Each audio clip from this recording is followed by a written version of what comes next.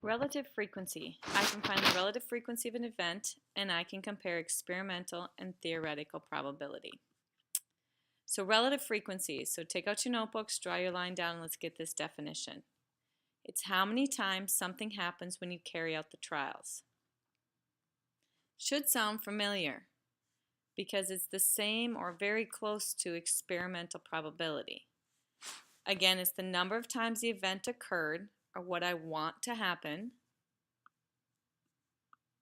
over the number of trials, or again, over my total. So again, it's just want over total, but it's actually in the experiment. So for instance, if I'm going to throw a die 60 times, so I shake it 60 times, I count my frequency of it happening. So again, here's my definition. Remember, relative frequency is the same as experimental probability. I threw the dice 60 times and I got an 1 8 times, a 2 7 times, a 3 12 times, a 4 11 times. I shook a 5 12 times and a 6 10 times. So how many times were 4 thrown? So you can see a 4 was thrown 11 times. How many throws were there altogether? Well, if I didn't tell you 60, I would have to add 8, 7, 12, 11, 12, and 10. And I would get that I threw it 60 times. So the relative frequency of throwing a 4 is 11 60ths. Again, to turn that to percent, because sometimes percents are easier, it's 18%. I have an 18% chance in this experiment, or the relative frequency of it showing up was 11 out of 60 times. So here's another kind of experiment. It's a survey. I took a survey of 200 people. What kind of probability is this? Is it experimental or theoretical? I already told you it's experimental because a survey is a kind of an experiment. So we took blood types of people, O, A, B, and AB. And you can ask the same kind of question. What is the relative frequency of getting B blood? Well, B is 10, and it was out of a total of 200 people. Again, if I didn't tell you 200, you would add 1, 10, 78, 10, and 12. So out of 200. If I simplified that, now it'd be 1 out of 20. So every 1 out of 20 people were B blood, or 5% of the population that I surveyed. So stop the video now and you find the relative frequency of AB blood. All right, so you would have had AB. Well, it's not A and B separately, it's the AB blood, which is 2, again, out of the whole 200. And I could have simplified that to 1 over 100, divide them both by 2's. And 1 over 100 would be 1%. So 1% of the population would be AB blood, or 1 out of 100, or 2, the relative frequency, it showed up 2 out of the 200 people. All right, relative frequency again is the same as experimental probability. So now we're going to take a look at, in an experiment, things that are happening. So in the experimental probability, in the experiment below, Mary tallied the number of bikes sold in her shop each day. So she took her Ranger, Outdoor, Tour, Starburst, and mountain bike. She took a tally of how many of them were sold, and in that day, 20 sold. So what's the experimental probability of choosing a mountain bike? Well, there were 10 out of the 20, which would be 50%. But here's where it gets tricky. What's the theoretical probability of getting a mountain bike?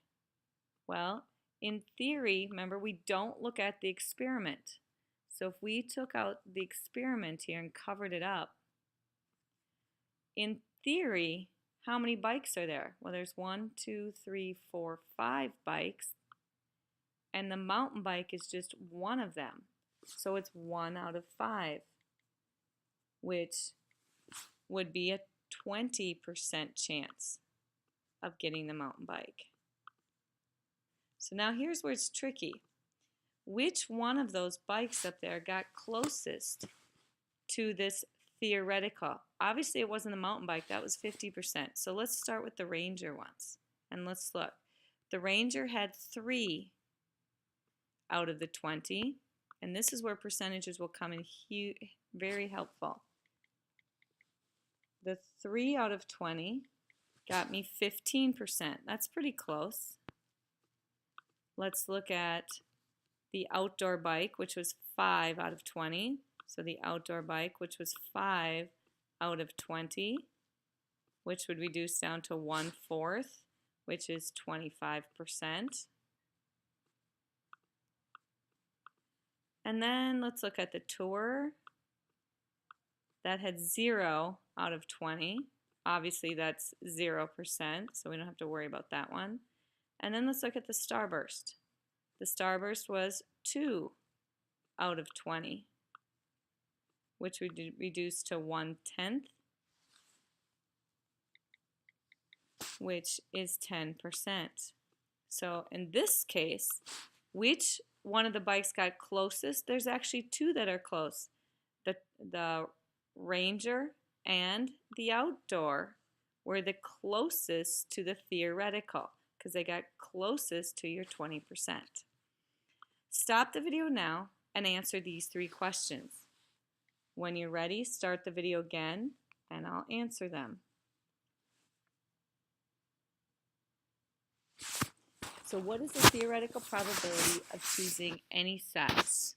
So again, when it asks for theoretical, cover up the experiment and just look. There's size 4, 5, 6, 7, 8, and 9. So that's 6 different sizes. So I have a 1 in 6 chances of choosing any of those sizes. That's a 17% chance. So now I look at the experimental. So now I do need to look at the experiment, and there's 6 out of, well, if I add them up, 2 plus 5 plus 4 plus 4 plus 6 plus 7, oh, right there is 28. I have a 6 out of 28 chance of getting the experimental. So 6 divided by 28, again, is a 21% chance of in this experiment. But now the question says which one is closest to the theoretical. So I need to do each of the sizes. So let's look at size 4 first. There were 2 out of the 28. So this is where you need to make a list. And that's 7% chance. So now let's look at size 5. There's a 5 out of 28 chance. And that's an 18%. Again, remember the theoretical was 17, so that one was very close. Size 6 and size 7 are the same, so that's nice. So 6 is a 4 out of 28. And that's a 14% chance. 7 was the same, so we don't have to do that one. 8 was a 6 out of 28. So that is a 21% chance. Oops, I forgot we already did 8 here, so we knew that. And then we have a 7 out of 28 for size 9,